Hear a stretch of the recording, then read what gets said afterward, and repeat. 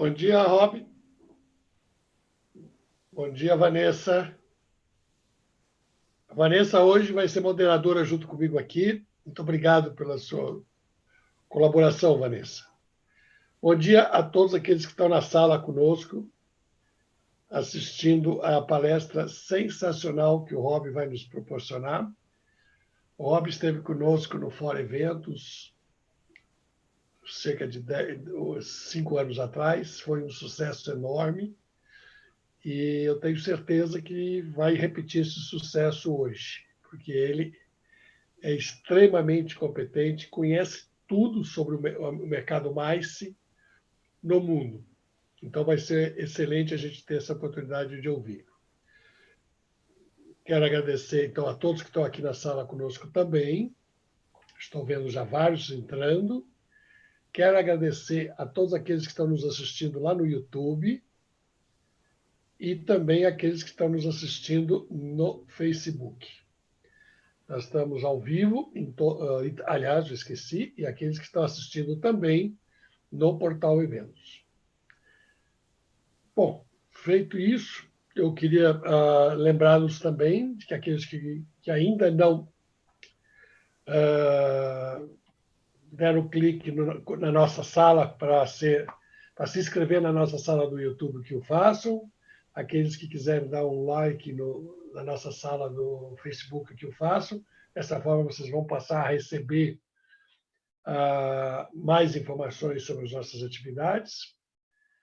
E, dito isso, vamos ser bem objetivos e diretamente à palestra do Rob.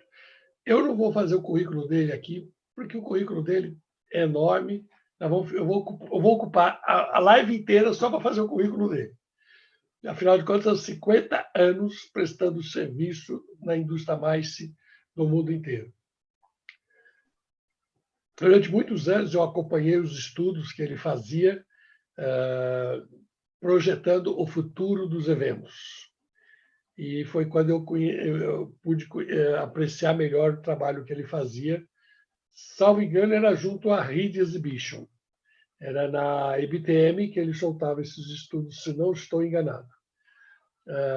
E eram estudos sensacionais. E um pouco desse, ele não vai nos apresentar esse estudo inteiro aqui agora, que ele é muito grande, mas ele vai dar uma boa pincelada do que está acontecendo no mundo e aquilo que nos espera no futuro. Muito obrigado. Mais uma vez, obrigado, Rob. E a palavra está com você. Okay, well, Sergio, thank you very much for the nice introduction. Well, I hope it was a nice introduction. I didn't understand one word, but it's very nice to be speaking to you all. And it's bringing back for me many happy memories of coming to Fórum Eventos 6 years ago, I think, in Sao Paulo. So that was a very nice experience for me. And looking at the photographs of the people on the screen, I can see some familiar faces from that trip to Brazil, which I think was the last time I was in Brazil, but it was not the first time. I've been to your country many times, and it's always a pleasure to come there. I wish I could be with you today, but of course, traveling at the moment is very difficult. And so I wanted to begin... Ron, posso só pedir um segundinho? Desculpa interromper. Eu gostaria que a Marli, a tradutora, que ela testasse o som para cá, porque nós não estamos ouvindo o som da tradução. Yeah, Sergio, I'm sorry, but I can't hear Marli at all.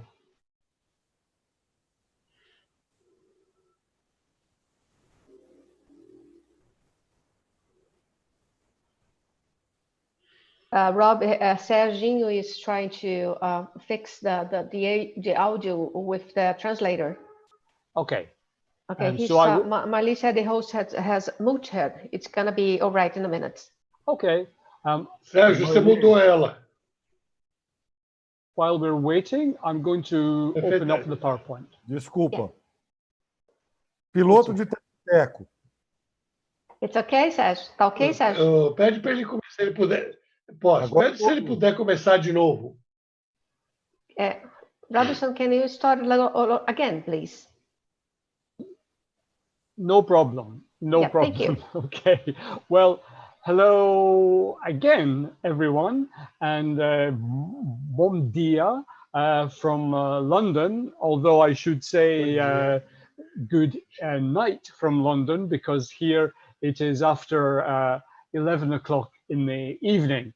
Normally I'm sleeping at this time, but it's a pleasure to be speaking to all of you, and just seeing your faces on the screen like this is bringing back for me many happy memories of my last trip to Brazil, which was 6 years ago, to participate in Fórum Eventos. A very, very nice experience. So hello from London, and thank you for participating in this evening's webinar. I thank you, Sergio, also for a nice introduction. Well, I think it was a nice introduction, but I didn't understand anything. But I understand enough Portuguese. So let me begin by saying a little about what is happening in our world at the moment. I'm going to speak about the future of events, because for the medium and long-term future of our industry, I'm very optimistic. What is happening now, of course, is a huge challenge for every man and every woman working in our industry. So I think I'm going to begin by looking at my PowerPoint presentation with you and just saying some of my own thoughts and my ideas about how I think the future will be in the short term for our industry. So let me open up the PowerPoint so you can see that, and that should appear on your screens very, very soon. Let me see.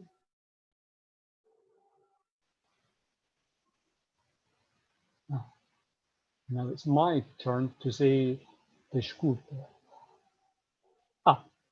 I hope you can see that. So I want to. Can you see it? Can you see the PowerPoint? Avisa que está entrando devagarzinho. It's loading. Okay. Well, it's coming all the way from London, so it takes a little time. While we're waiting, I would just say to everyone who is participating. Perfect. Thank you.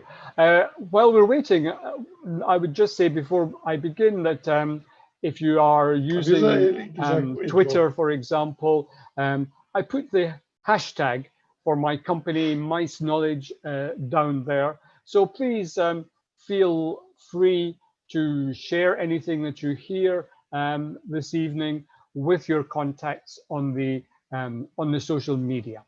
So let me begin by what I said, looking at the short-term impact on our industry of this terrible pandemic. It's something that nobody expected, but it is here, and we need to anticipate what it will do next. So the question we all want to be answered, of course, is when will we go back to normal? When can we expect to see normal events conferences, exhibitions, incentive travel. That's the most difficult question to answer. I do not have an answer for that. We are depending on our scientists to work hard to develop some vaccine to make traveling and gathering together safe again for everyone. But it's easy to imagine that we have 3 different stages. And at the moment, most of us are in the first stage when we've seen widespread cancellations or postponements to 2021, which is another way to say cancellation. At the moment, most governments have forbidden meetings to happen.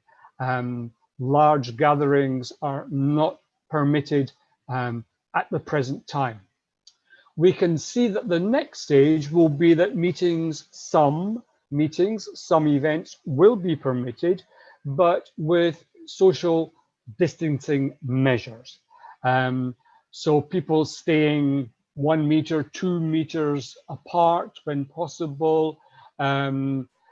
Certain people working in venues, for example, working in hotels, wearing protective clothing, people working on airlines wearing protective clothing.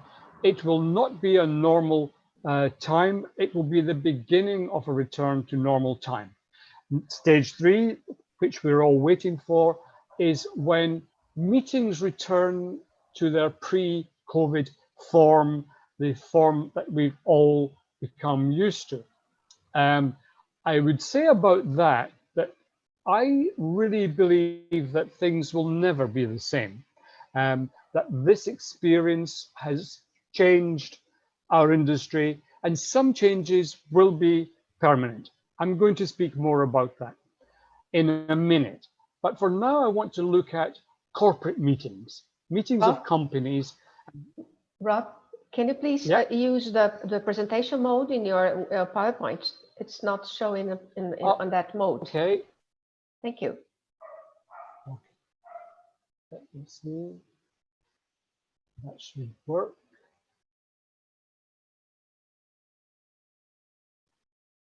It's coming.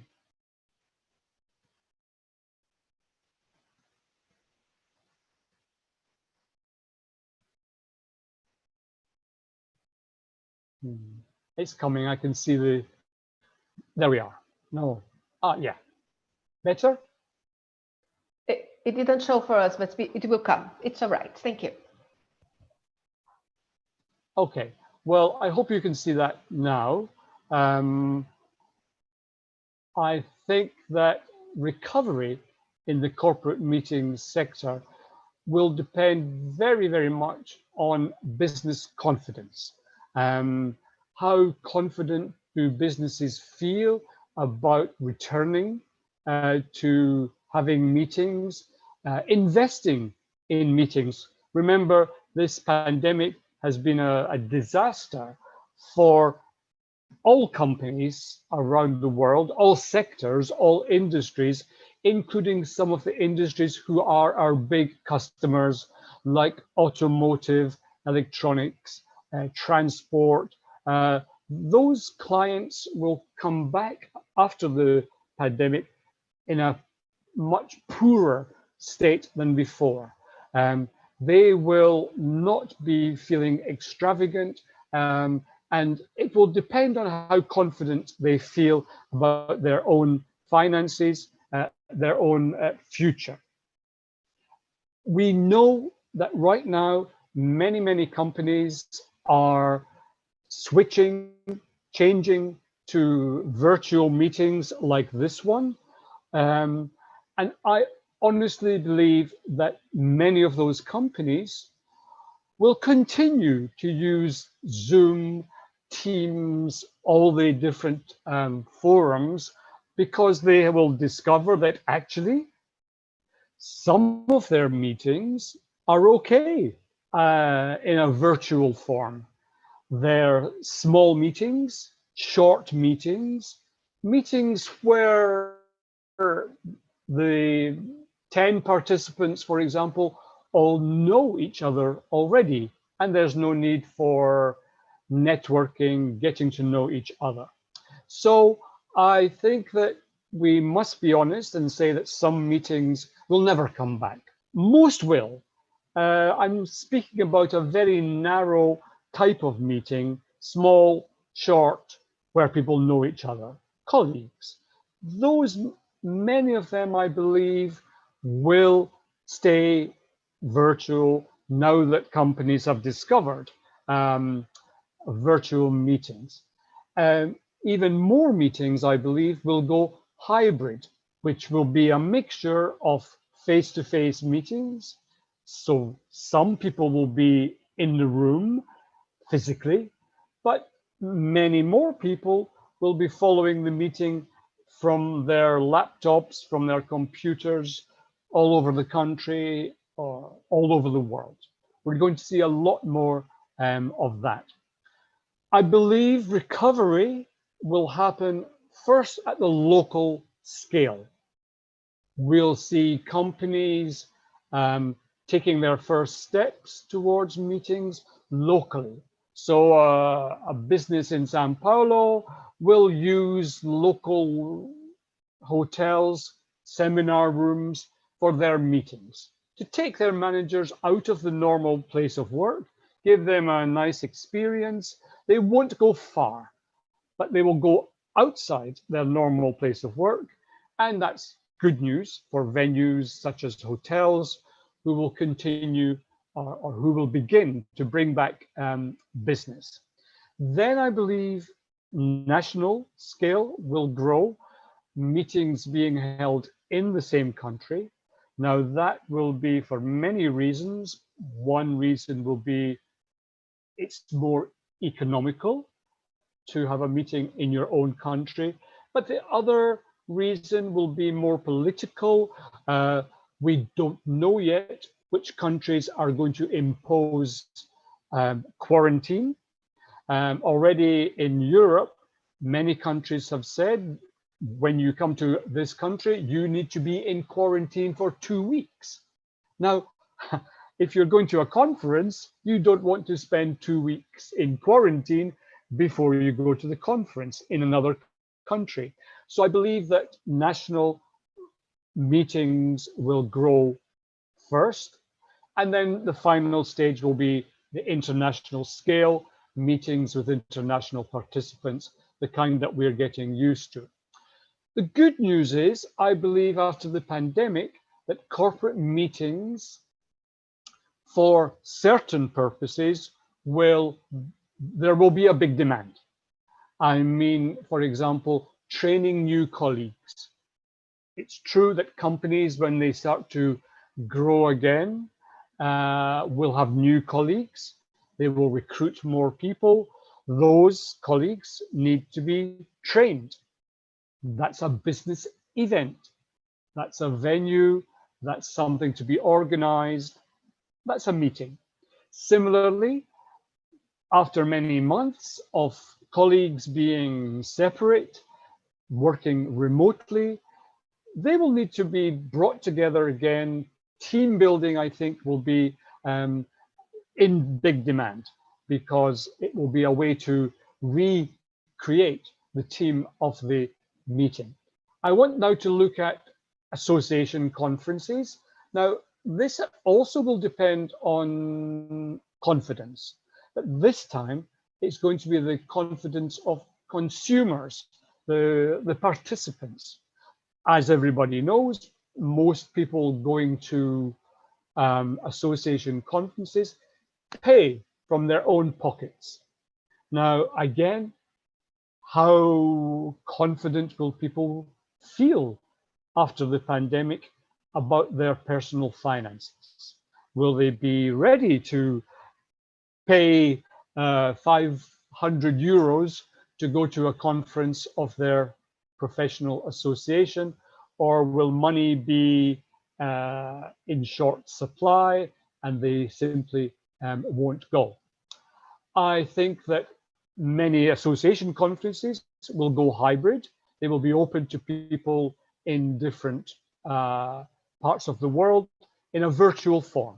So sadly, for the events industry, many people will wait and participate, but at a distance. They will participate online, but there will be people who do go to the conference physically.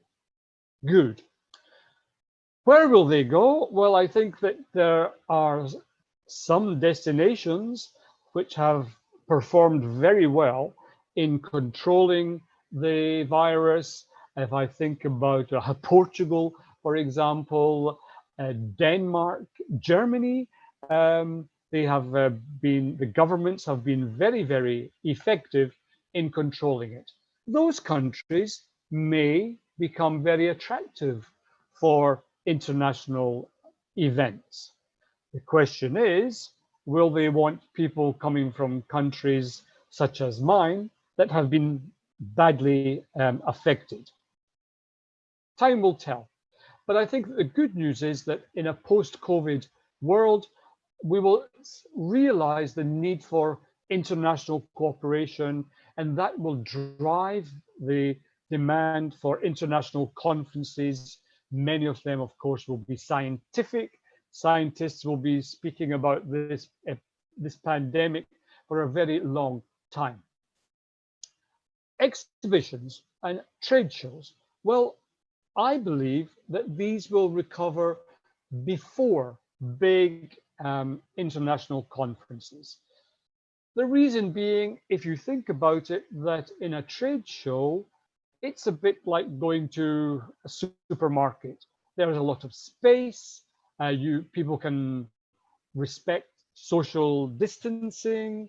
You can limit the number of people coming to your stand at the same time.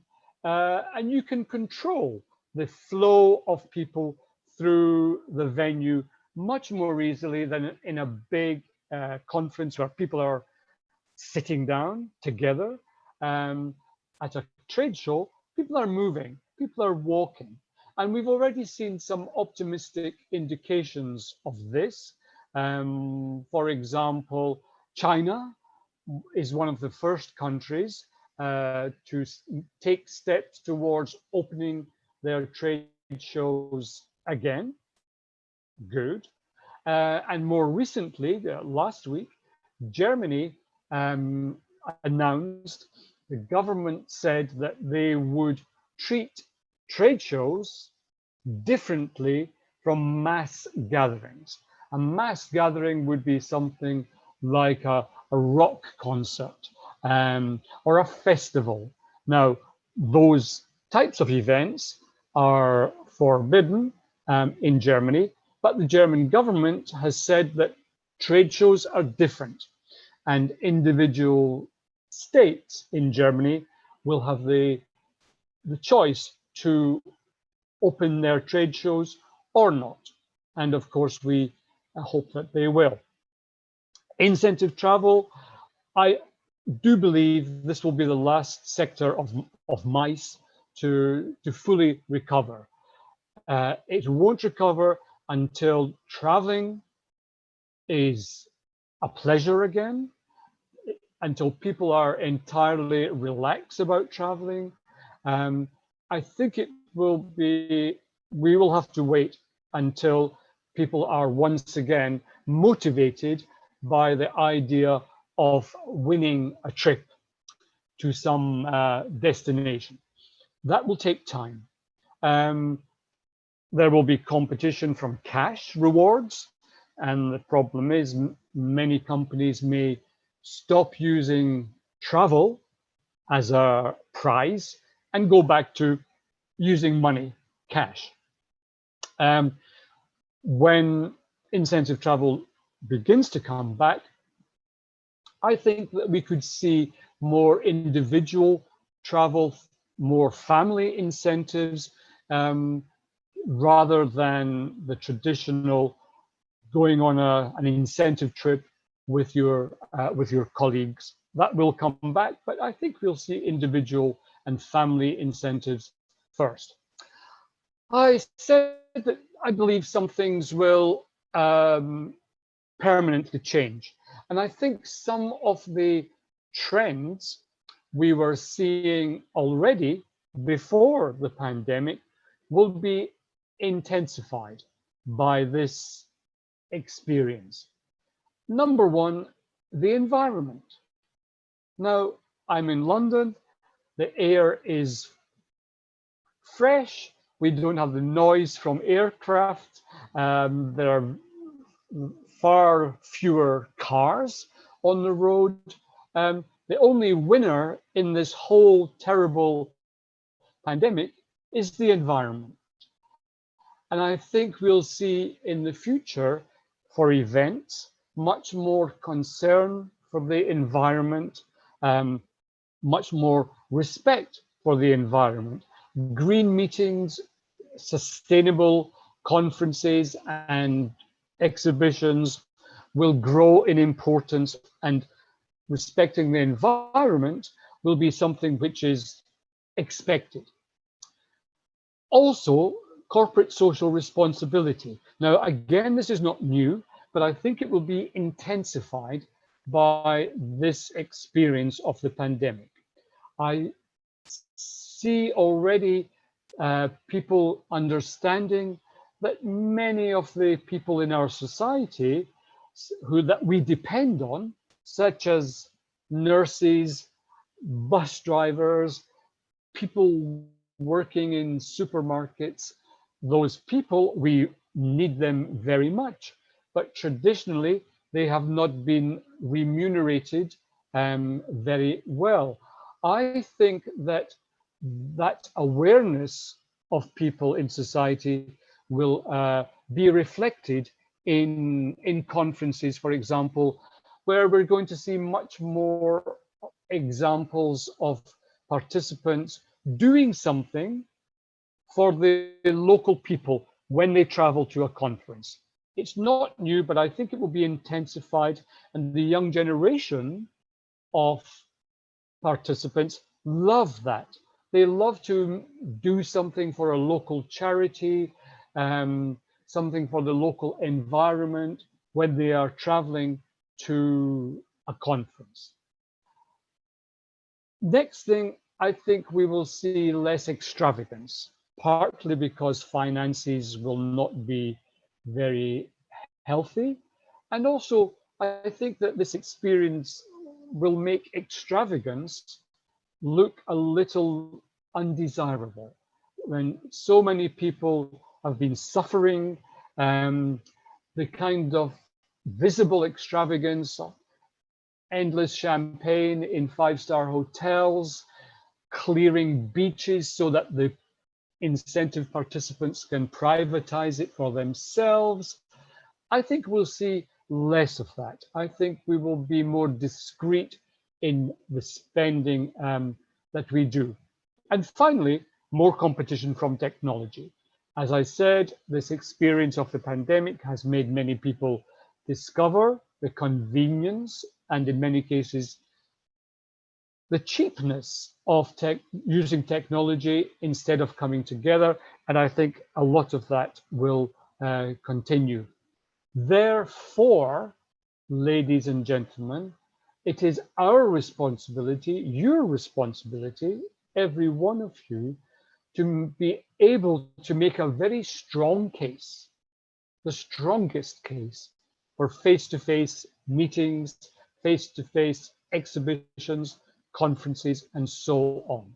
We must, every man, every woman, be sure of the arguments for face-to-face events.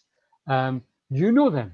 You know the limitations of technology. We saw that this evening with the little problems with technology. There are problems with technology, and even when everything goes right with technology, we know that people are never so engaged, involved with a meeting if they're having it online like this.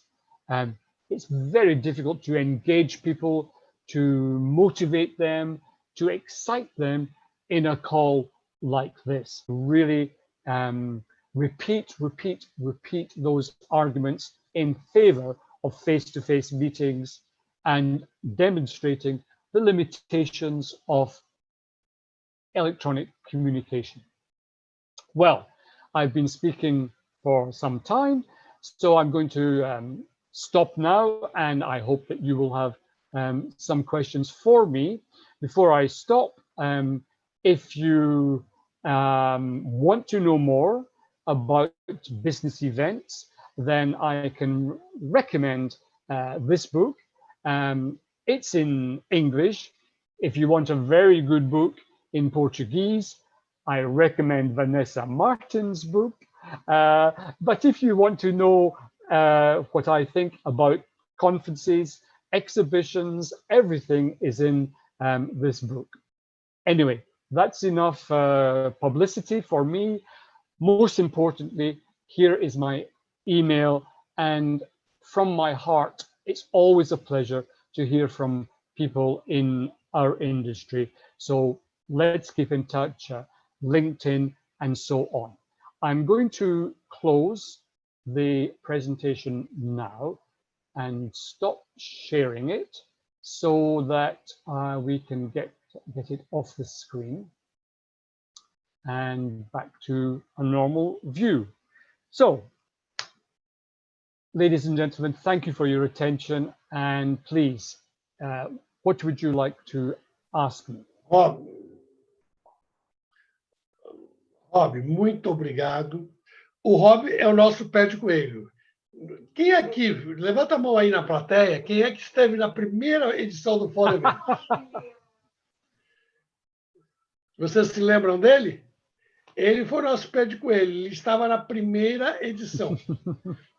Então, e agora está aqui conosco de novo. Bom, eu vou fazer uma pergunta, enquanto vocês se preparam para fazer uma pergunta, eu vou fazer uma pergunta aqui, tá bom? Eu queria saber, se você tem conhecimento sobre os diversos protocolos que estão sendo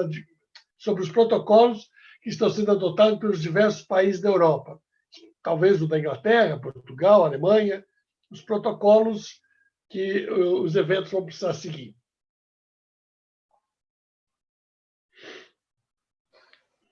Sergio, thank you very much for your kind words and for your question. Yes, I am, and I would say that this makes me feel optimistic. I'm especially pleased with the situation in Portugal, and maybe our mutual friend Linda Pereira mentioned the protocols there. But you know, there in her country, it's possible to get a certificate to prove that your venue is hygienic and has been cleaned. We need more of these protocols all over the world so that people can be confident that their participants will be safe, will be respected in terms of hygiene. And you mentioned a good thing. These protocols give us hope that we can return to something like normality sooner rather than later. So yes.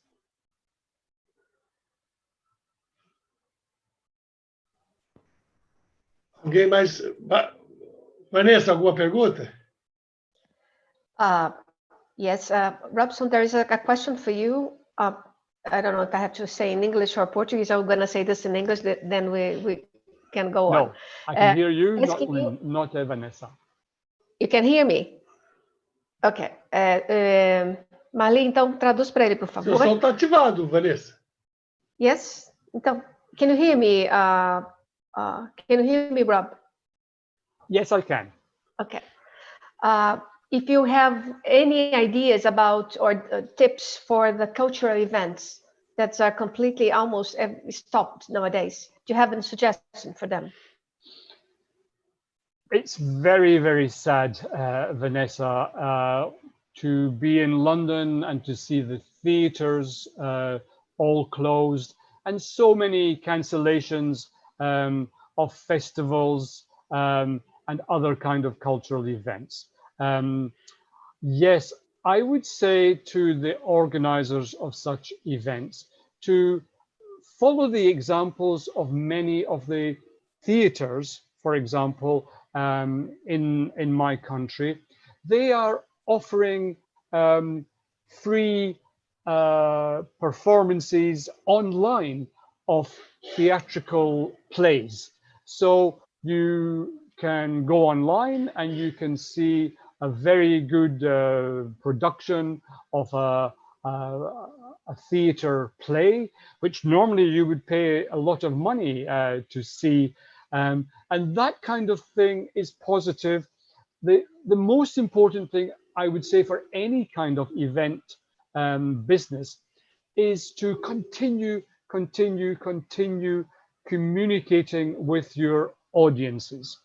Of course, you cannot bring them into your theater, bring them to your festival, but you can continue to communicate with them, send messages, offer online exhibitions of art, online theater, cinema performances. The most important thing is to keep those lines of communication open and give people hope that they will once again be able to come together in real life to enjoy music or theater or cinema.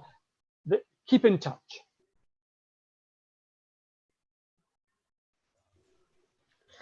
Eu quero aproveitar para lembrar de algumas pessoas que estão nos assistindo no Facebook. Leandro Meleiro, Reni Magliosi, Margarete Giovanese, essa está conosco em todas as sessões. Aliás, queria agradecer também, fiquei muito contente de ver a Cláudia, da projeção aqui conosco. A Cláudia foi quem fez o audiovisual da tua... quando você fez o evento. Essa moça loira aqui de óculos, ela que estava com o audiovisual naquele evento nosso, há 6 anos atrás. Obrigado, Cláudia. Também no YouTube nós temos Hello, Cláudia. Anne... Ixi, como é que eu vou pronunciar esse nome? Hermes Zetnon. Não sei, desculpa, não sei como pronuncia. Gaspar Brandão, Demetrios Miller, Rosalie Shibara, Flávio Ferrara, Wilson Canova, acho que ele já veio para cá para a sala, ou ele está nos dois lugares, Aluan Romero, Júlia Matos, Alessandra Guzmão, Helenice Zaparoli. São alguns dos que estão aqui conosco assistindo pelo YouTube. Não se esqueçam que vocês estão aí no YouTube de se inscreverem no nosso canal, tá bom? Perguntas aqui da sala primeiro.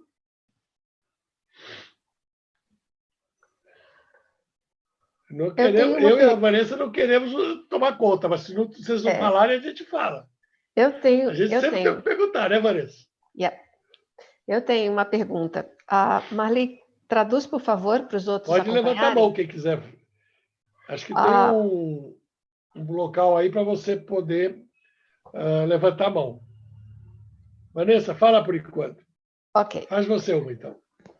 Rob, como os organizadores de eventos podem obter mais fácil ou mais rapidamente a capacitação que eles precisam para fazer a migração do presencial para o digital? É um conhecimento que muitos não têm e que precisam de muito rápido. Você tem alguma dica?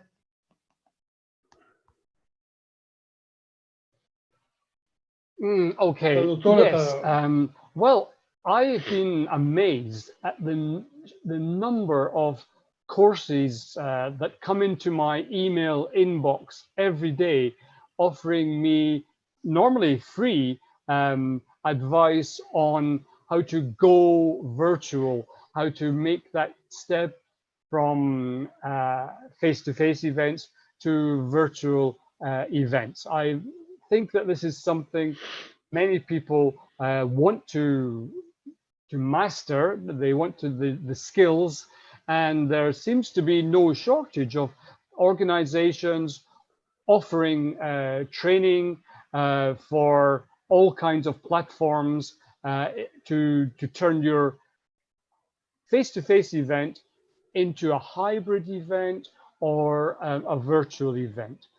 So I just think that it's a case of taking up one of these offers and studying, because of course it's very different, a face-to-face event to a virtual event or a hybrid event. And as I said earlier, one of the principal challenges is to keep people motivated and to keep them involved, because it's very easy in a virtual event to simply look at your mobile phone, check your emails, look at Facebook. We need to make virtual events as exciting and engaging as face-to-face events, and let people know that they can be just as participative. So encouraging people to ask questions, for example, to type their questions in some chat box if they don't want to speak their question. There are many, many techniques, and I think these are techniques that we all have to learn and very, very quickly. Tem vários complementos. Ana Luísa. Né? Tem vários parabéns para você no chat, viu, Rob? Muito bom ver pessoas elogiando sua palestra. Você tem que tirar isso. Vai, Sérgio. Oi, Robert. Tirou? Tá mudo ainda? A tradutora está ouvindo?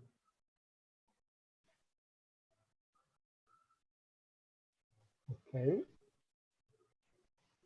I'll be waiting for more questions, because yes. If not, I can say a little more about the future. Yeah. Tem mais alguém que gostaria de perguntar? Fala, Ana. A Ana está tentando falar, peraí. Ana Luísa, você tem que se desmutar. Tentando. Ah, sim, consegui. Funcionou. Agora sim. Olá, Rob. How are you? Very well. Muito bom. Muito bem. Eu gostaria de saber o que você acha com toda essa explanação que você fez das expectativas dos eventos da área de saúde, dos eventos médicos. Se nós podemos ter esperança que eles vão voltar na mesma capacidade ou mais ainda do que os outros eventos. Eu trabalho num centro de convenções que tem muitos eventos da área médica. E já agora, no segundo semestre, eu tenho vários eventos que vão acontecer. Corporativos, poucos. Isso é uma esperança? Como você está vendo isso no mundo?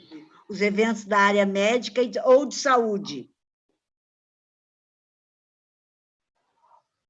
Thank you very much for your question.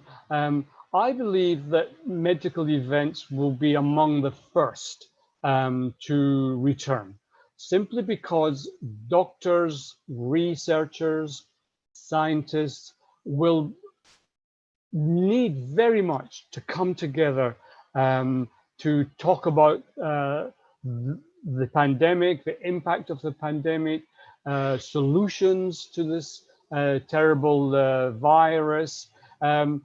They will need to come together. Remember, many scientific meetings for the first half of the year were simply cancelled.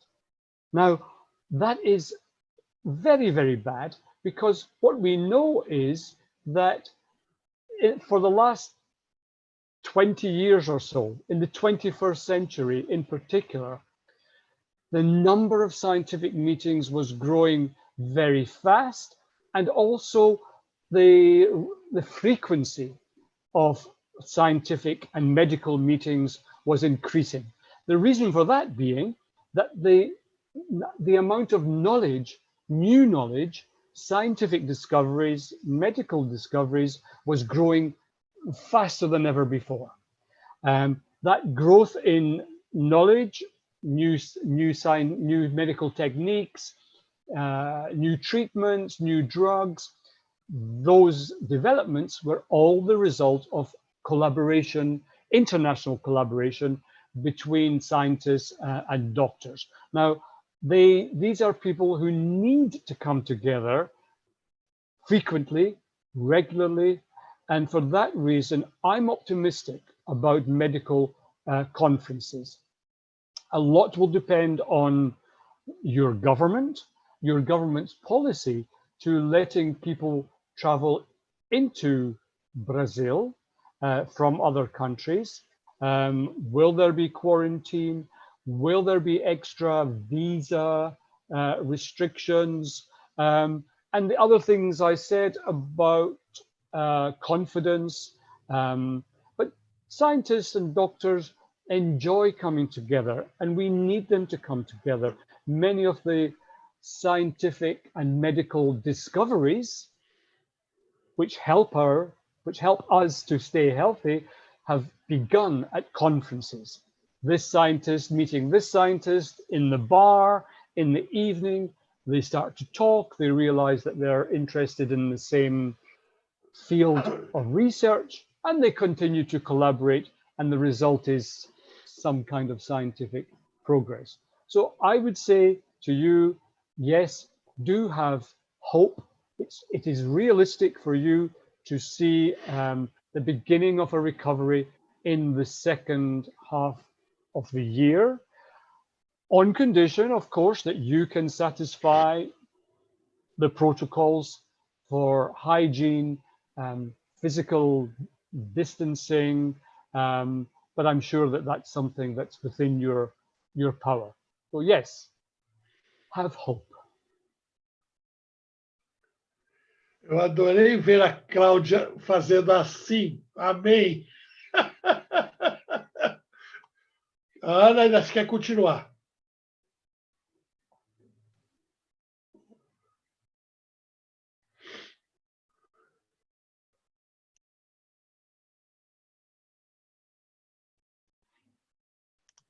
I would like to say a little more, perhaps, about the future in general of our industry. And I think the one word I would like you all to remember from this evening is experience. The young generation, Generation Z, Generation Z, are coming into the professional world. And when we study them and what they want from events, conferences, exhibitions, the word that they tell us again and again is experience. They want it to be fun. They want it to be like a festival in many ways, not only information, because information, if our events simply transmit information from speakers to participants, well, we can do that like this online. So they're looking for an experience. They're looking for an immersive experience that they enjoy, with some entertainment provided, maybe even music, exotic food. They are a generation which sees everything as an experience. For a long time, we've been speaking about the experience economy, and this is a generation who only know that. They are looking for excitement. We are going to have to look at the way we organize events to make them attractive to this younger generation. Much more like a festival, much more personalized as well. They are a generation, they don't like just to be a number. They want you to give them personal treatment, to treat them like an individual. And of course, technology is something that we can use very much to improve the quality of the participant experience. Simple example, most of you in the events you organize or the events that you host in your venues know about apps, conference apps. Now, one thing we can do with apps is to help people in their networking.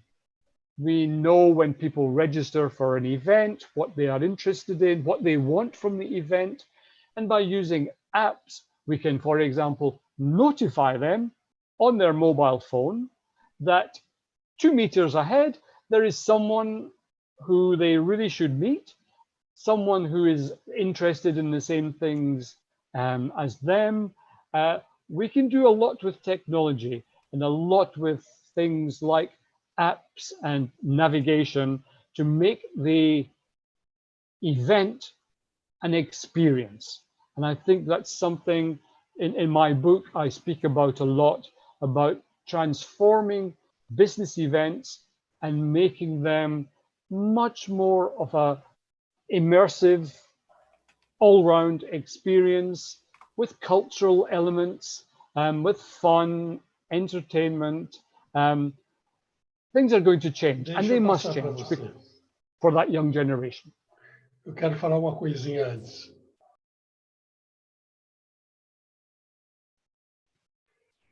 Muito obrigado, Rob. Muito bom, sempre elucidativa. Aliás, eu queria só conversar, falar para você, aqui no Brasil, a nossa editora e o grupo de pessoas com quem a gente trabalha junto, nós criamos uma sigla complementar para o mais, que é mais ao quadrado mais FDT. Tem muito a ver com aquilo que você falou. Por que mais ao quadrado mais FDT? O mais normal ao quadrado, porque o E de exhibition e o E de experience. O F de festivalização, de festival. O D de digital e o T de turismo. Nós juntamos tudo num único, uma sigla única. Mais ao quadrado mais FDT. Conseguiu traduzir para ele, Marli?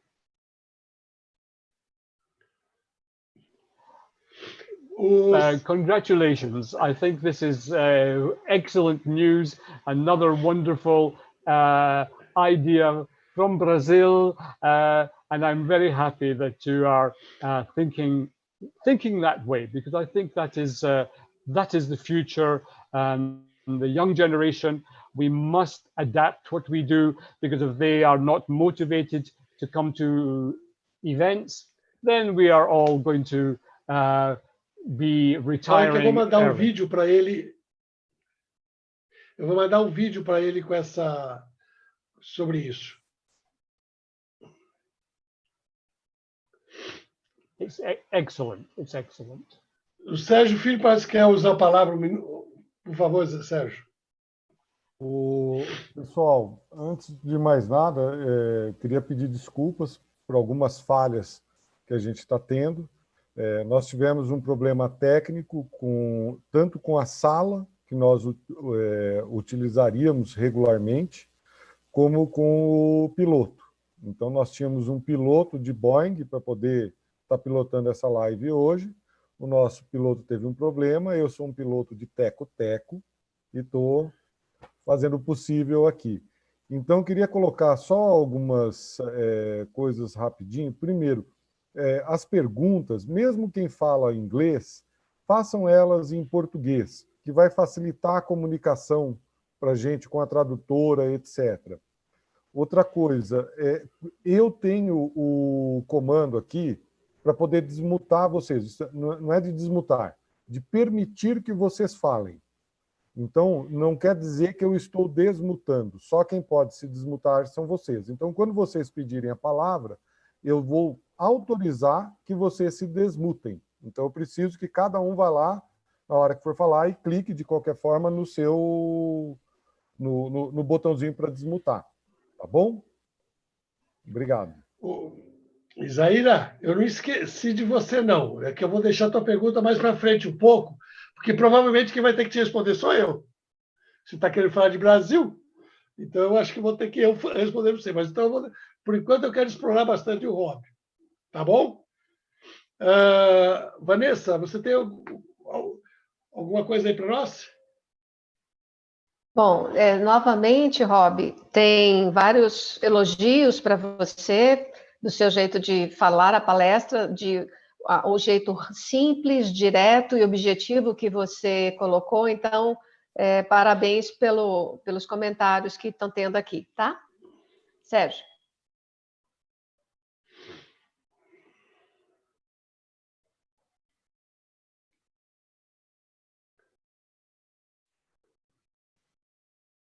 Oh, is Sergio going to say something, or can I say something? Please. Sim, por favor. Yes, please. Não, você pode falar. Okay. I'm going to stop very soon because I'm looking at the clock and it's 1 minute to midnight here in London, and I'm a little bit like Cinderella, and we know what happens to Cinderella when midnight comes along. So I apologize for leaving you in a minute. I would like to repeat that I'm for you, and if you have questions or you would like more information on anything I have said this evening, then please get in touch. It's always a pleasure to hear from someone in Brazil. It brings a little bit of sunshine into my life when I get a message from your country. So maybe we have time for one more question before I go to sleep for tonight. Alguém vai fazer a pergunta? A Cláudia ali.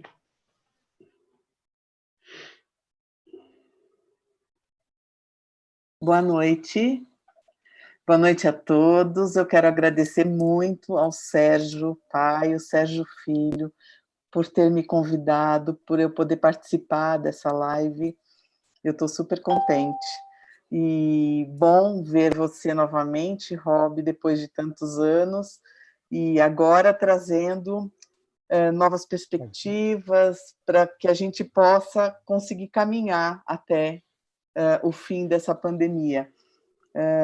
A minha empresa, a Projeção, é uma empresa que ela tem um segmento de congressos científicos, médicos, de grande porte, e foi um dos primeiros mesmo a serem cancelados. E nós temos sofrido muito. Temos o segmento hoteleiro também, que fazemos locações para reuniões menores, e essas parece que já tem retorno agora, a partir de junho e julho já temos algumas novidades. Você acredita que até o final do ano, esses eventos de grande porte, são eventos que têm normalmente 15 a 20 auditórios simultâneos, congressos brasileiros na medicina, em vários segmentos da medicina, temos também clientes da área de terapia intensiva, de sepse. Você acredita que este ano ainda há possibilidade de nós termos os eventos presenciais? Mais ou menos você já disse, mas existe essa possibilidade ou a gente tem que realmente pensar para 2021? Rob, eu vou aproveitar para emendar a pergunta dela com uma para você poder encerrar, tá bom? Eu queria que você me falasse, além da resposta para ela, qual foi a experiência mais interessante que você viu antes da pandemia no último ano? Qual foi aquilo que te impressionou, que você viu e falou, isso é um ponto fora da curva?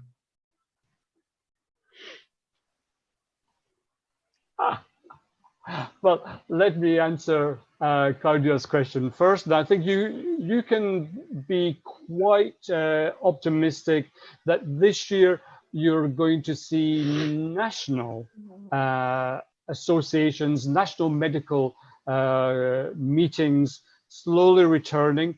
I don't think they will be as big as they were last year. I think that some people will hesitate to travel. Your country is very big and they may prefer to follow it in a hybrid form.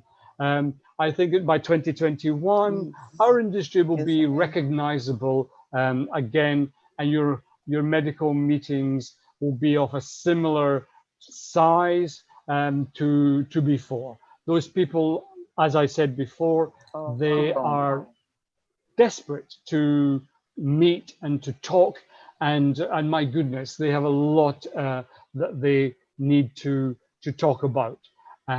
So again, be hopeful and let me know how the rest of the year goes for you, Claudia.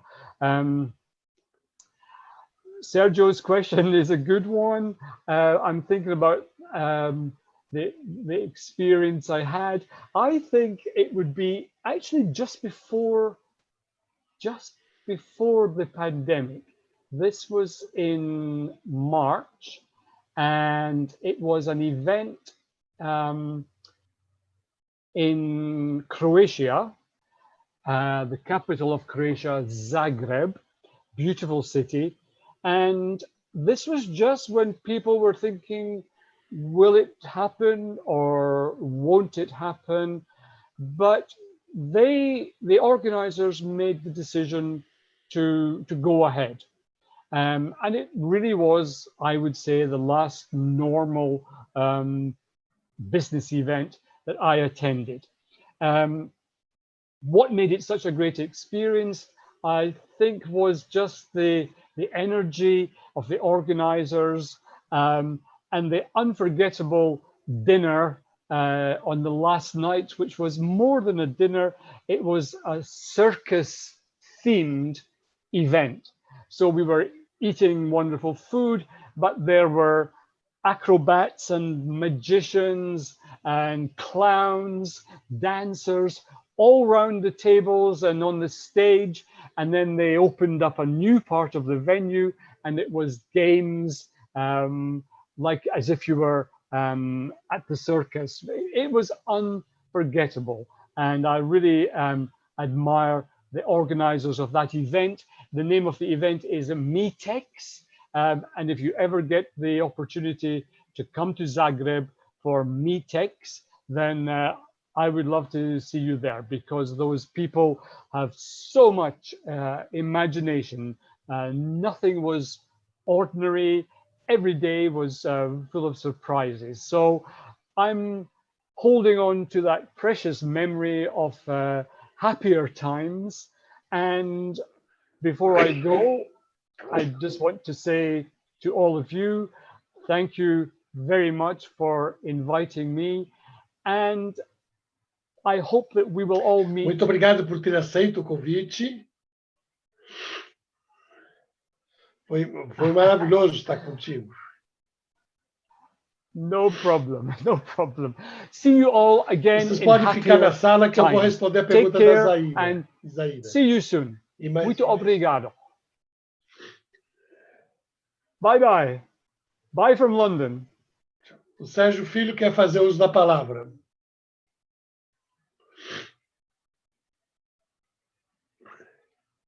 Fala, Sérgio. Não queria fazer uso da palavra, não. Só estava me despedindo dele. Ah, tá bom. Bom, eu queria agradecer muito. A tradução foi da Vice-Versa, maravilhosa, sempre, há 8 anos conosco. Estamos aqui também conosco a Carol Teixeira, que é diretora de marketing da Tech House. Quero agradecer também as palavras do Virgílio, que está lá no YouTube, que nos cumprimentou por essa live. Zaida, bom, eu vou fazer um overview, porque nem sei se tem alguns que estão numa página, outros estão em outra, então vou ver se colocar todo mundo na mesma página, tá? Sobre essa questão do protocolo. Foram feitos diversos protocolos, até o do Go Live, que foi feito por um grupo de profissionais, são 23 profissionais que se reuniram para fazer o Go Live. A Vanessa está aqui, a Ana participou, o Daniel participou, Eu acho que foram, que eu estou vendo aqui na tela, são esses. E tem a ABO, que a Braf também fizeram um protocolo, a Apresenta Rio também fez um protocolo. Esses protocolos todos foram para Brasília e o Ministério do Turismo ele consolidou esses protocolos, não sabemos ainda como, pegou essa consolidade dos protocolos e encaminhou para a Anvisa, que seria a proposta do Ministério do Turismo de protocolo para diversos segmentos, hotelaria, eventos, bares, restaurantes, não sei qual mais. São diversos segmentos, todos estão nesse mesmo protocolo, que o Ministério do Turismo encaminhou. A Anvisa ontem devolveu, chancelando o protocolo do Ministério do Turismo. Então, esse protocolo que o Ministério do Turismo preparou, que nós ainda não conhecemos, já foi chancelado pela Anvisa, que era uma coisa importante, porque ela vem com uma chancela do Ministério do Turismo, da Anvisa, então ele é oficial. O que agora o Ministério está fazendo? O Ministério está criando um grande site, uma grande plataforma, porque ele vai criar também o selo de confiança. Então, junto com os protocolos, vai sair o selo, que vai estar nessa plataforma, que cada um de nós, seja do evento, seja um centro de convenções, seja um restaurante, todos vão poder entrar nessa plataforma e, ao entrar, você coloca... Primeiro, para entrar, a empresa tem que estar no cadastro. Quer dizer, se alguma empresa daqui queira receber o selo, que ele está em conformidade, ela tem que faça já o seu cadastro. Feito o cadastro, você entra lá, o seu próprio cadastro já diz qual é o segmento de atuação tua. Se você é restaurante, se você é guia, se você é ônibus, se você é hotel, se você é empresa de eventos, etc. O próprio cadastro já diz, já informa para lá. Então, vai abrir para você uma página, a página dos protocolos do segmento seu de atuação. Por exemplo, o Zé Eduardo vai abrir lá os protocolos de organização de eventos. Ele não vai receber o de restaurante, por quê? Porque não é a área dele. A não ser que ele tenha colocado no cadastro que ele é restaurante também. Se ele não pôs, provavelmente ele só pôs organização de eventos, então vai estar lá a organização de eventos. Feito isso, você vai receber... Vou usar o Zé Eduardo como um exemplo, tá, Zé? Desculpa. E ele vai receber, vai acessar e vai ver todos os protocolos que foram definidos para a organização de eventos. A Ana vai ver todos os protocolos para centro de convenções. Terminando, você vai dar que você assumir, vai assinar um termo lá na hora, que você assume o compromisso de atender aos protocolos. No momento que você assumir esse compromisso, abre para você um novo link para você baixar o selo de conformidade na própria internet. Então, você vai receber todo. O que o governo está partindo do princípio? De que o cidadão é honesto. Que se ele se comprometeu, ele vai cumprir. Bom, mas não é tanto assim.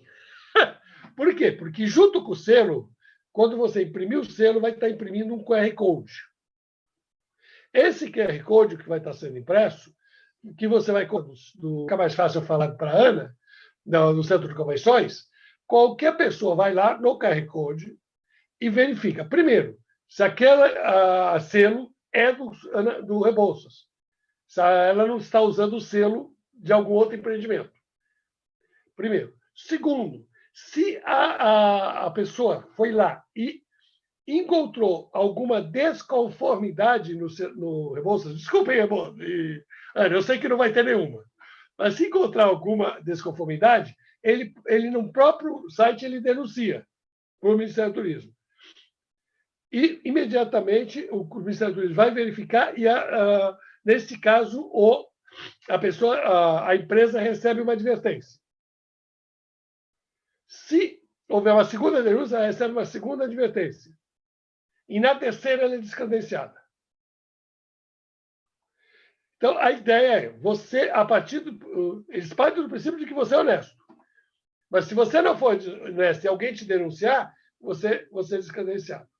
Então, essa é o que o governo está pretendendo. Vai haver uma grande campanha publicitária para que todo mundo faça uso e dizendo que os protocolos são esses e as pessoas, qualquer cidadão vai ter acesso para poder saber qual é o protocolo do Centro de Convenções. E dessa forma, qualquer pessoa vai poder saber se o Centro de Convenções está cumprindo e se o Zé Eduardo, que está fazendo um evento lá no Centro de Convenções, está cumprindo a parte dele. Se a Cláudia está cumprindo a parte dela no audiovisual, e vamos pegar um exemplo, a Zaira está cumprindo no restaurante. Não sei se é restaurante, mas estou dando um exemplo. Tá? Então, cada um tem o seu protocolo e cada um tem que cumprir sua parte. E cada um tem o seu selo. Acho que isso é o que, conversando com o Bob, analisando com o Bob, que no Ministério, a gente viu que é o que está sendo feito. Não sei se alguém tem alguma pergunta, mas a gente pode bater papo. Zé, Eduardo, desculpa, eu sei que aparece hoje era do Rob, mas eu estava respondendo a Zaira. E não dava para responder curtinho. Zé Eduardo pediu a palavra. Oi, deu para escutar? Sim. Sérgio, como organizador que nós somos de eventos, nós vamos utilizar um espaço da Ana Luísa. Se ela descumprir algum protocolo da área dela, nós somos solidários na punição ou não? Olha, veja bem, eu não sei. Isso aí nós vamos ter que. São muitas perguntas que nós vamos ter que fazer para o Ministério do Turismo. Na meu modo de entender, não. Uhum. Cada um deve ser responsável pela sua parte. Porque quando você fala de restaurante, é mais simples. O restaurante é restaurante, bar é bar. Pessoal, meu pai está dando muito spoiler. A gente vai fazer uma live com o ministro do Turismo e a gente vai poder tirar todas essas dúvidas diretamente. Porque se ele começar a dar spoiler aqui, aí eu não tenho audiência para a live com o ministro. Não, Sérgio, o ministro vai lançar a campanha antes da live que eu vou fazer com ele. Lá nós vamos ter outros assuntos para cuidar. Pai, ninguém ouve o que o ministro fala fora da nossa sala. O pessoal ouve aqui. Mas eu estou querendo, porque eu sei que cada um está muito ansioso para saber, então eu estou simplesmente. Veja bem, eu não estou. Isso daí foi decidido dentro do Ministério. Quer dizer, eu acredito que tem pouquíssima gente fora do Ministério que sabe esse tipo de detalhe que você colocou, tá? Entendeu, Zé Eduardo? Porque é uma decisão do Ministério. E eles estão guardando com muito ansiosos, porque eles querem ter um grande impacto quando eles soltarem a campanha. Daniel? Então, com relação a essa questão, eu achei... Está mudo, Daniel? Estou mudo? Não. Eu não estou mudo. Daniel, você não está mudo, é que tem algum problema com o som do teu computador. Será? Agora está ouvindo. Você chegou próximo, a gente ouviu. Só que agora ele está mudo. Só que agora você colocou mudo.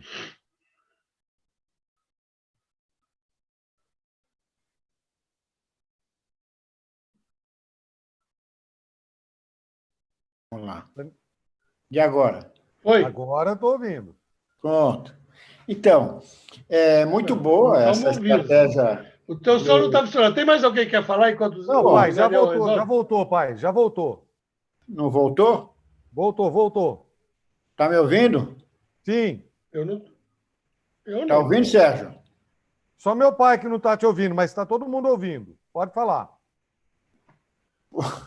Bom, a questão é a seguinte, é muito interessante essa questão essa colocação do Ministério, acho que vai ser importante, só que os estados têm os seus protocolos. Hoje mesmo nós tivemos uma reunião lá, a Amplo falou lá com o secretário de Cultura e que vai estabelecer os protocolos para São Paulo.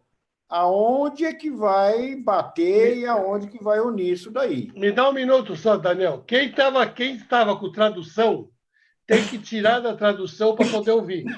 Tem gente reclamando. Então, quem estava ouvindo na tradução tem que agora desativar, voltar para o som original. Pronto, continua, Daniel. Se quiser, eu falo inglês também, porque aí já traduz logo. A tradutora já foi jantar. Então, eu vou repetir. Isso que o Ministério está fazendo, eu achei perfeito, muito bom, muito inteligente. Eu acho que faz sentido. Bom, mas isso é nacional. Agora, nós estamos vendo aí uma série de questões de estados conflitando com o nacional. Como é que vai ser isso a nível de protocolo? Porque São Paulo já está estabelecendo o dele, independente do governo federal, na minha opinião. Daniel, eu tive uma live, nós fizemos uma live com o Alexandre ontem, e eu participei de outra com o Alexandre Sampaio hoje. Isso, eu vi. Acho que o Paulo Passos... Então, veja bem, a questão básica é a seguinte, acho que já ficou claro em várias lives que a gente fez aqui, inclusive com clientes, etc., que para o cliente, o que vale é o nacional. O nacional é o mais importante. É o nacional que é olhado pela matriz lá fora do Brasil. Eu sei. Agora existem normas... Vamos supor que a exigência local, estadual, seja maior que a nacional. Daniel, eu acho por exemplo. Daniel, acho que, primeiro, há necessidade de algumas normas complementares, porque tem coisas que não cabe ao governo federal definir. Então, nas normas complementares, eu acho perfeitamente válido que municípios e estados legislem. Agora, se começar a haver bate-cabeça, me desculpa, está na hora da gente, como cidadão, nós, como organizadores, e as entidades que nos representam, e nos governos de estado e nos municípios, falar, chega, esse assunto é do governo federal. Não adianta nada o governo do Paraná, vou dar um exemplo, resolver fazer uma normativa, porque ele não vai ser acatado nos Estados Unidos. Quem vai ser acatado nos Estados Unidos é o governo federal. Então, se tiver uma norma do Paraná e uma norma do governo federal, e você for usar do Paraná, a matriz da empresa X não vai acatar. Então, eu acho que está na hora de parar essa briga entre governadores e governo federal, porque agora não estamos mais falando de, de ficar em casa ou não ficar. Agora, são as normas para sair. Se o governo federal quer que a gente saia, se o governo estadual, em algum momento, vai mandar a gente sair, tem que haver uma conformidade entre os dois. Se vierem normas complementares, me desculpa, cabe às entidades que representam o setor bater na mesa e falar não aceita, que não aceita. Porque senão vira o sangue do crioulo doido. Eu acho tem que haver normas complementares. Pessoal, só um minutinho, pai, só um segundinho. Eu não quero ser desmancha prazeres, ok? Eu tentei avisar aí pelo chat, mas vocês dois não estão lendo o chat. Nós estamos numa live do Rob Davidson, que depois vai ser buscada na internet como Rob Davidson, vai ficar gravada, etc. Tá. Então, eu gostaria de pedir, vamos encerrar a reunião Rob Davidson, assunto Rob Davidson. Se vocês quiserem, não tem problema nenhum, todos que estão na sala, eu encerro a reunião, YouTube, Facebook, etc. Mantenho a sala aberta e a gente continua batendo papo aqui, ok? Mas nós precisamos, em respeito às pessoas que estão assistindo, encerrar a reunião Rob Davidson, ok? Perfeito. Bom, eu queria, como meu pai acabou entusiasmando um pouquinho na questão dos protocolos, etc., eu vou, então, encerrar a reunião de hoje, vou agradecer a presença de todo o público no YouTube, no Facebook. Queria lembrar a todos, quem gostou da nossa live de hoje no Facebook... Sérgio, o Zé Eduardo está pedindo a palavra. O Zé Eduardo está pedindo a palavra. Fala, Zé Eduardo. Posso falar? Estão escutando? Sérgio, já que vai terminar essa live do Rob Davidson, eu queria, como um dos associados da ABOC Brasil, agradecer a você pelas lives todas que você fez, internacionais e nacionais, sendo nas nacionais trazer segmentos diferentes para expor as suas dores e as suas necessidades e as suas expectativas, que está sendo uma contribuição muito grande para toda a cadeia produtiva de eventos. E vale a pena a gente, então, agradecer você, o Sérgio, a Tarsila, pelo esforço que vocês estão fazendo nesse sentido. Meus parabéns e os meus agradecimentos, se eu puder falar em nome da ABEOC Brasil.